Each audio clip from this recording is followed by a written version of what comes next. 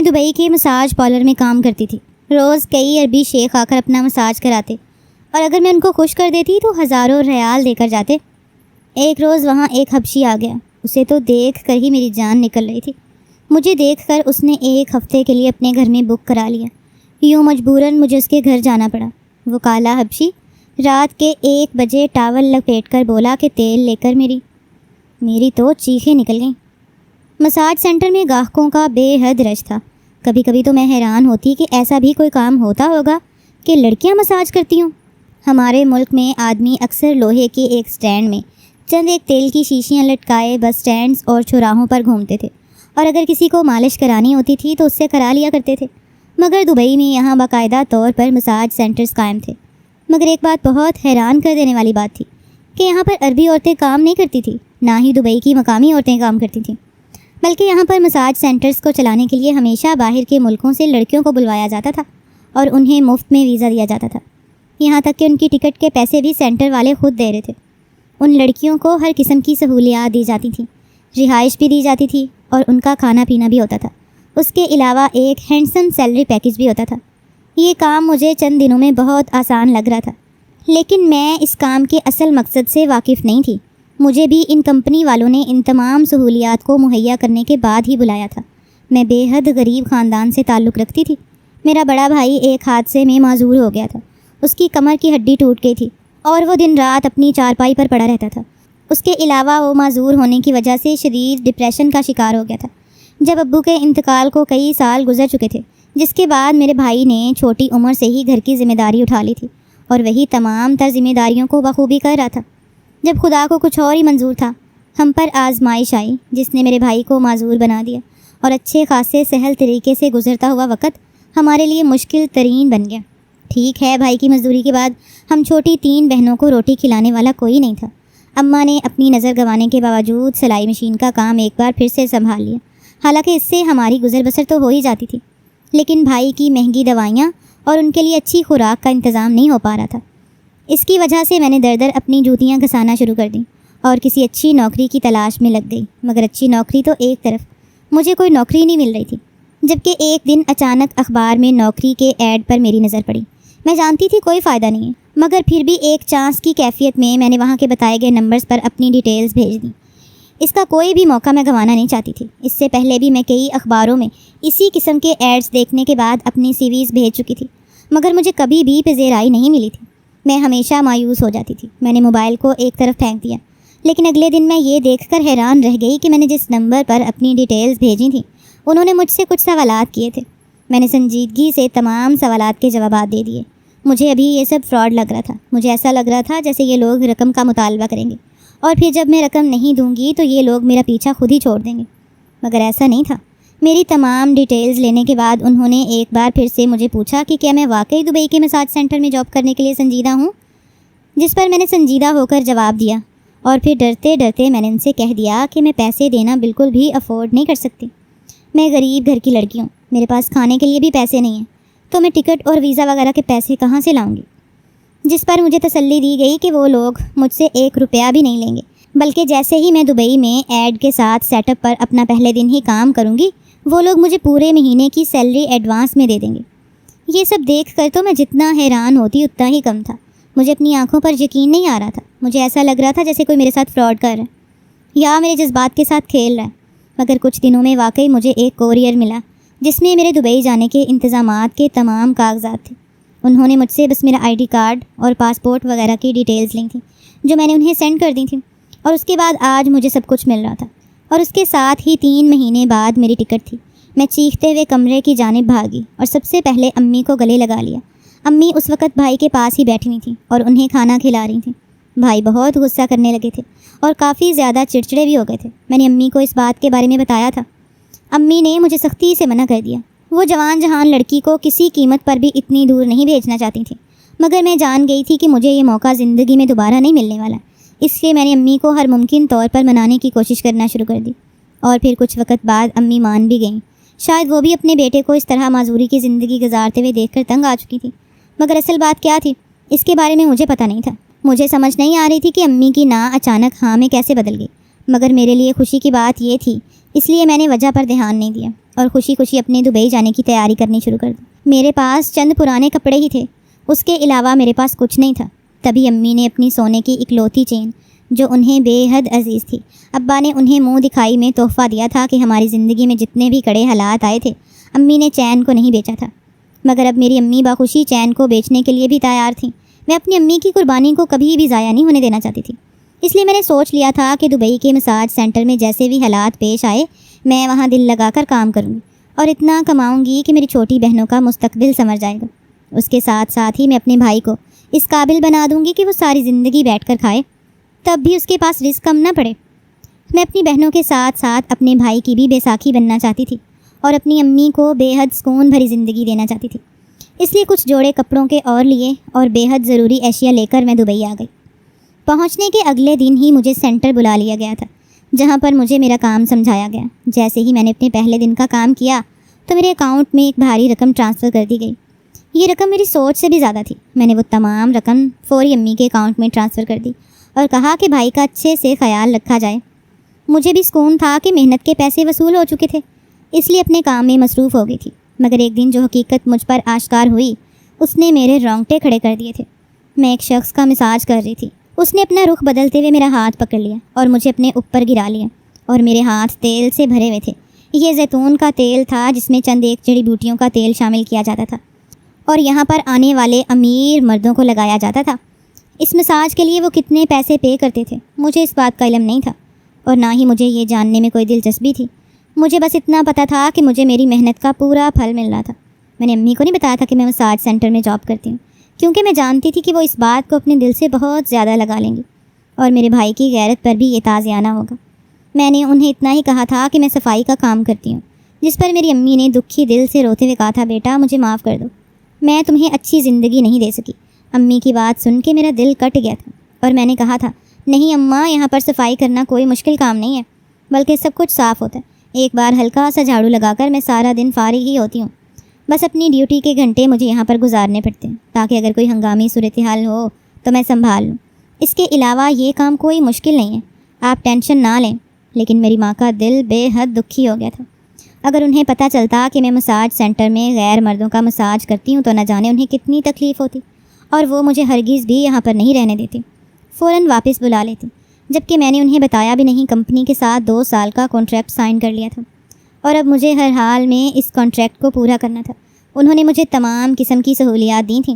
اگر مجھے ایمرجنسی اپنے گھر جانا پڑتا تب بھی یہ کمپنی کی ذمہ داری تھی کہ وہ مجھے ٹکٹ کرا کے دیتے۔ انہوں نے بس ایک ہی ڈیمانڈ کر رکھی تھی کہ وہ میرے ساتھ 2 سال کا کانٹریکٹ کریں گے، اور اس 2 سال کے دوران میں ان کے کسٹمر کو ہر طرح سے خوش کروں گی اور انہیں کسی بھی طرح شکایت کا موقع نہیں دوں گی۔ کسٹمرز چاہے کچھ بھی کریں، میں کسی بھی قسم کا رد عمل نہ دینے کی پابند ہوں۔ اور اس وقت میرا دل خون کے آنسو رو رہا تھا جب میں ایک غیر مرد کے سینے پر گری ہوئی تھی اور گہرے سانس لیتے ہوئے اپنے غصے کو کنٹرول کرنے کی کوشش کر رہی تھی۔ میں نے چہرہ اٹھا کر اس آدمی کے چہرے کی طرف دیکھا تو اس کی آنکھوں پر خباثت چھائی ہوئی تھی۔ نہ جانے کیوں لیکن میری ریڑھ کی ہڈی میں سنسناہٹ ہو رہی تھی اور مجھے اس آدمی سے بھی ڈر لگ رہا تھا۔ میں جھٹکا کھا کر اٹھی اور اس سے دور ہو گئی اور سانس بحال کرنے لگی، جبکہ وہ شخص مسکراتے ہوئے اٹھا اور ایک بار پھر سے اس نے مجھے بازو پکڑ کے بیڈ پر گرا دیا اور مجھ پر حاوی ہوتا گیا۔ میں چیخ رہی تھی، چلا رہی تھی، اس سے دور ہونے کی کوشش کر رہی تھی، لیکن سینٹر میں بنے ہوئے تمام کمرے ساؤنڈ پروف تھے، یہاں سے آواز بالکل بھی باہر نہیں جاتی تھی۔ میں چاہتے ہوئے بھی اپنی عزت کی چادر کو میلا ہونے سے نہیں بچا پائی تھی۔ البتہ جب وہ عربی مجھے خوب استعمال کرنے کے بعد مجھ سے دور ہو گیا تو میں نے تکلیف کی شدت سے روتے بلکتے ہوئے اس کی طرف دیکھا اور اسے کہا کہ مجھے پانی پلا دو۔ اس نے مجھے پانی پلایا، لیکن پانی پینے کے دوران ہی اس کی آنکھوں میں خباثت ایک بار پھر سے مجھے نظر آ گئی تھی۔ پانی پلانے کے بعد اس نے ایک بار پھر سے مجھے سیدھا کیا اور مجھے استعمال کرنا شروع کر دیا۔ تکلیف کی شدت سے میرے جسم کے رونگٹے کھڑے ہو چکے تھے، میری آنکھوں سے آنسو بھر بھر کر بہہ رہے تھے، مگر اب کی بار میں نے پہلے کی طرح شور نہیں مچایا تھا، بلکہ خاموشی سے اپنے ساتھ ہوتا ہوا یہ سب کچھ دیکھ رہی تھی۔ اور جب وہ عربی شخص اچھی طرح سے مجھے پامال کرنے اور اپنی ہوس مٹانے کے بعد چلا گیا تو میں اٹھ کر واش روم میں گئی اور فوراً ہی مساج سینٹر کے اونر کے آفس کی طرف قدم بڑھا دیا اور ریسیپشن پر کھڑی ہوئی لڑکی سے باس سے ملاقات کروانے کے لیے کہا۔ میرے چہرے کی تکلیف دیکھ کر ہی وہ لڑکی سمجھ چکی تھی کہ میرے ساتھ کیا ہو گیا۔ وہ لڑکی بھی باہر سے آئی تھی اور باس کے ساتھ میٹنگز وغیرہ ارینج کیا کرتی تھی، اس کا اتنا ہی کام تھا، اس کے علاوہ کوئی اور کام بھی شاید کرتی ہوگی، مگر اس کے بارے میں مجھے پتہ نہیں تھا۔ اس لڑکی نے جلدی سے باس کو کال کی اور میرے بارے میں سب کچھ بتا دیا۔ باس نے فوراً مجھے اندر بلا لیا۔ میں نے روتے ہوئے ان کے سامنے ہر ایک بات بتا دی۔ تبھی باس نے افسوس کرتے ہوئے کہا، جو آپ کے ساتھ ہو گیا اسے ہم نہیں بدل سکتے، مگر ہماری یہی مجبوری ہے کہ ہم کسی بھی کسٹمر کی ڈیمانڈ کو رد نہیں کر سکتے۔ آپ کو اتنی ساری سہولیات مہیا کی گئیں، یہاں تک کہ آپ کے ٹکٹ کے پیسے بھی ہم نے خود بھرے، اور آپ سے جواب میں بس یہی کچھ مانگا تھا۔ یہاں پر آنے والی ہر لڑکی کے ساتھ ایسا نہیں ہوتا، مگر اگر کسی کسٹمر کو یہاں پر مساج کرنے والی کسی لڑکی کی طلب ہو جائے تو اسے وہ طلب پوری کرنی پڑتی ہے۔ ہم آج سے تمہاری پروموشن کر رہے ہیں، تمہیں ڈبل سیلری دی جائے گی، لیکن ہمارے کسٹمرز کو ناراض نہیں کرنا، اور اگر تم یہ معاہدہ توڑنا چاہو تو بھی ایسا نہیں کر سکتی، کیونکہ تم کانٹریکٹ سائن کر چکی ہو اور 2 سال کے لیے ہماری پابند ہو چکی ہو۔ اس لیے رونے دھونے کی بجائے بہتر یہی ہے کہ ہمارے ساتھ تعاون کرو اور اس مساج سینٹر کو چھوڑنے کے بارے میں سوچو۔ عزت تو تمہاری ویسے بھی لٹ چکی ہے، تو کیوں نہ دولت کمائی جائے۔ اس کی باتیں سن کر میں چپ چاپ وہاں سے نکل کر اپنے کمرے میں آ گئی۔ ابھی میری ڈیوٹی کا وقت ختم نہیں ہوا تھا، مگر میں ذہنی اور جسمانی طور پر اس قدر تکلیف کا شکار تھی کہ میری سوچنے سمجھنے کی صلاحیت مفلوج ہو گئی تھی۔ میں بیڈ پر گری اور جلد ہی مجھے گہری نیند آ گئی۔ اگلے دن میں اٹھی اور ناشتہ کرنے کے بعد ایک بار پھر سو گئی، کیونکہ میرا کام پر جانے کا کوئی ارادہ نہیں تھا اور مجھے کسی کی پرواہ نہیں تھی۔ بہت سوچنے سمجھنے کے بعد میں نے امی کو فون کیا اور کہا کہ میں واپس آنا چاہتی ہوں۔ میں نے سوچ لیا تھا کہ میں فیملی سے ملاقات کا بہانہ بنا کر جاؤں گی اور واپس نہیں آؤں گی، مگر امی نے آگے سے جو بات مجھے کی تھی اس نے میرے چھکے چھڑا دیے تھے، اور پھر میں یونیفارم پہن کر ایک بار پھر سے اپنے کمرے میں ڈیوٹی پر موجود تھی۔ باس نے میری طرف دیکھ کر مسکراہٹ پاس کی اور مجھے شاباش کہتے ہوئے اپنے کیبن میں چلے گئے، اور پھر اس کے بعد وہاں پر آنے والے کئی مردوں کی تسکین کا سامان بنتی رہی، مگر وہ مجھ سے اپنی طلب پوری کرنے کے بعد مجھے اچھی خاصی بڑی رقم دے کر جاتے تھے، اور مساج سینٹر والوں کو بھی وہ مساج کرانے پر جانے کتنی بڑی رقم ادا کرتے ہوں گے۔ ایسے کسی بھی کام کے بعد وہ مجھے بڑی رقم تحفے کے طور پر ضرور دیتے تھے، اور اب میں اپنے ضمیر کو تھپکیاں دے کر سلا چکی تھی۔ میں مکمل طور پر حرام کی کمائی میں مصروف ہو گئی تھی۔ جب کبھی میرا ضمیر مجھے ملامت کرنے لگتا، میں اسے تھپکی دے کر گہری نیند سلا دیا کرتی تھی۔ میں تو اب اسی انتظار میں رہتی تھی کہ کب کوئی میرے وجود کا خریدار آئے اور مجھے پیسے دے کر چلا جائے۔ 1 سال کے اندر ہی میں نے ایک بڑی رقم اپنے اکاؤنٹ میں جمع کر لی تھی، اور اس سے بھی دگنی رقم اپنے گھر بھیج دی تھی۔ پہلی بار جب میں نے اماں کو فون کیا تھا تب میرا ارادہ واپس لوٹنے کا تھا، اور انہوں نے کہا تھا کہ ایک خطیر رقم کے بدلے میرا بھائی ٹھیک ہو سکتا ہے، اور اسی چیز نے میرے قدم یہاں پر روک دیے تھے۔ میں نے اپنوں کے لیے اپنی عزت کا سودا کیا تھا، اور جب اپنوں کے لیے اپنی قربانی دے ڈالی تھی تو پھر ملال کیسا۔ اسی لیے میں تن دہی سے اپنے کام میں مصروف تھی۔ میں بے حد خوبصورت تھی اور خود کو بالکل سجا سنوار کر رکھا کرتی تھی۔ میں زیادہ تر پاکستانی ڈریسنگ کرتی تھی، مگر اس طریقے سے کہ میرے وجود کی خوبصورتی اور بھی زیادہ عیاں ہوتی۔ اگر کوئی مرد میرے پاس مساج کرانے آتا تو میرے وجود کو خریدنے کا کوئی ارادہ نہ بھی ہوتا تب بھی مجھے خرید لیتا تھا، اور اسی طرح میں مردوں کے ہاتھوں کا کھلونا بنی اپنے اکاؤنٹس کو پیسوں سے بھرتی جا رہی تھی۔ گناہ ثواب کا میرے اندر کوئی فرق نہیں رہا تھا۔ جب ایک دن ایک حبشی میرے پاس مساج کرانے کے لیے آیا، اس کی جسامت اور قد و قامت بہت بڑا تھا۔ اس نے اپنی شرٹ اتار کر ایک طرف رکھی اور میرے سامنے لیٹ گیا۔ نہ جانے کیوں مجھے اس کی طرف جاتے ہوئے کب کبھی سی محسوس ہو رہی تھی، اور میں چاہتی تھی کہ میری جگہ اس کا مساج کوئی اور کر دے، مگر وہ میرے روم میں آیا تھا، اس لیے یہ میری ہی ڈیوٹی تھی کہ میں اس کا مساج کرتی۔ میرا باس مجھ سے بے حد خوش تھا، اور اس نے اس عرصہ کے دوران میری سیلری اور بھی زیادہ بڑھا دی تھی، اور اس کے ساتھ ساتھ ہی وہ مجھے وقتاً فوقتاً مہنگے گفٹس بھی دیا کرتا تھا۔ میں اپنے باس کے ساتھ بھی کئی راتیں گزاری تھیں، اور اس کے بدلے میں اس سے خوب دولت بھی بٹوری تھی۔ زندگی اسی انداز میں چلتی جا رہی تھی۔ یہ پہلا مرد تھا جس نے آ کر مجھے میری اوقات یاد دلا دی تھی۔ میرے پاس پہلے جتنے بھی مرد آئے تھے، اب مجھے محسوس ہو رہا تھا جیسے وہ سبھی نہ مرد تھے، اور مرض یہی تھا۔ بہرحال وہ سیدھی طرف سے مساج کرانے کے بعد الٹا لیٹ گیا۔ مساج کے دوران لوگ مساج کی تعریف کیا کرتے تھے، مگر وہ بالکل خاموش تھا۔ اس نے مجھ سے کوئی بات نہیں کی، مگر جب اس نے کروٹ بدلی تو اس کی آنکھوں کا رنگ بہت عجیب سا تھا۔ وہ اٹھا اور کاؤنٹر کی طرف بڑھ گیا۔ میں نے شکر ادا کیا کہ چلو شکر ہے اس سے جان بچ گئی۔ میں ہرگز بھی اس کے ساتھ کوئی تعلق نہیں بنانا چاہتی تھی، کیونکہ اس کا مضبوط جسم اور طاقت اس کی طرف دیکھتے ہی محسوس ہوتی تھی، اور وہی مجھے ڈرا رہی تھی۔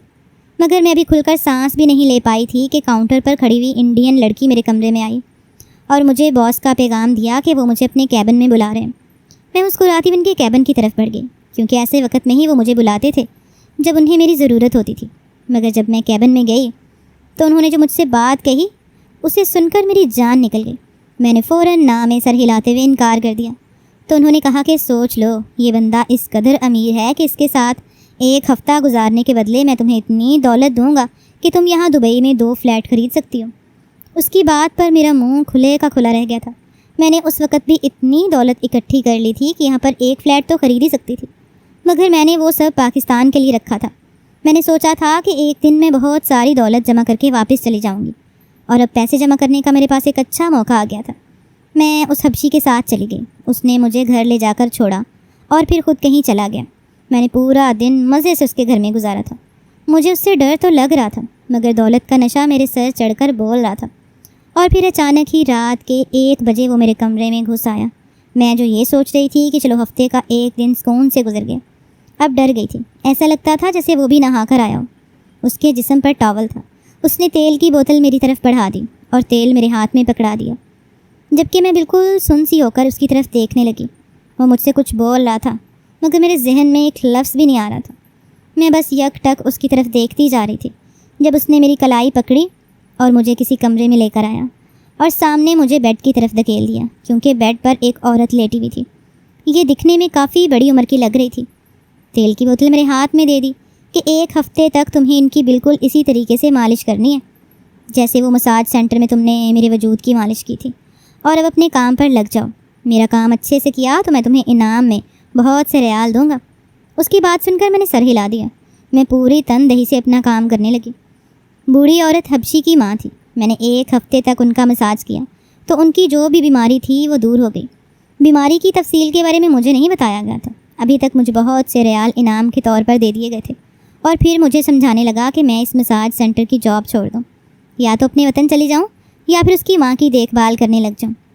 اللہ تعالیٰ کی طرف سے ایک موقع ملا تھا، اور میرے ضمیر نے مجھے ملامت کی تھی کہ میں نے ان سے اپنے کانٹریکٹ کا ذکر کر دیا۔ اس نے اپنے پیسے کے بل بوتے پر وہ کانٹریکٹ ختم کر دیا اور مجھے اپنی ماں کی خدمت کے لیے رکھ لیا، کیونکہ میں اس کی ماں کو بڑے اچھے طریقے سے سنبھال رہی تھی۔ میں اپنا پہلا کام بھی بہت ایمانداری سے کر رہی تھی، اور ابھی یہ کام بھی ایمانداری سے کیا تھا۔ حبشی نے اپنی ماں کے علاج کے لیے بہت ساری لڑکیاں رکھی تھیں، مگر کوئی بھی اس کی طاقت پر پوری نہیں اترتی تھی، جبکہ میں نے ایمانداری سے کام کیا تھا، جس کی وجہ سے وہ مجھ سے بے حد خوش ہوا تھا، اور پھر مجھے اپنے ہی گھر میں رکھ لیا تھا۔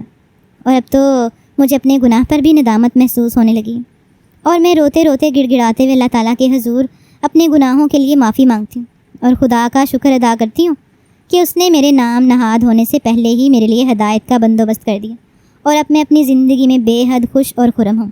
میرے بھائی کا آپریشن ہو گیا، وہ بالکل ٹھیک ٹھاک ہو گیا۔ اماں مجھے واپس بلاتی ہیں، لیکن میں واپس نہیں جانا چاہتی، کیونکہ حبشی کا مجھ پر بڑا احسان ہے، اور میں چاہتی ہوں کہ جب تک اس کی ماں زندہ ہے میں اس کی خدمت کرتی رہوں، اس کے بعد ہی اپنے وطن واپس جاؤں۔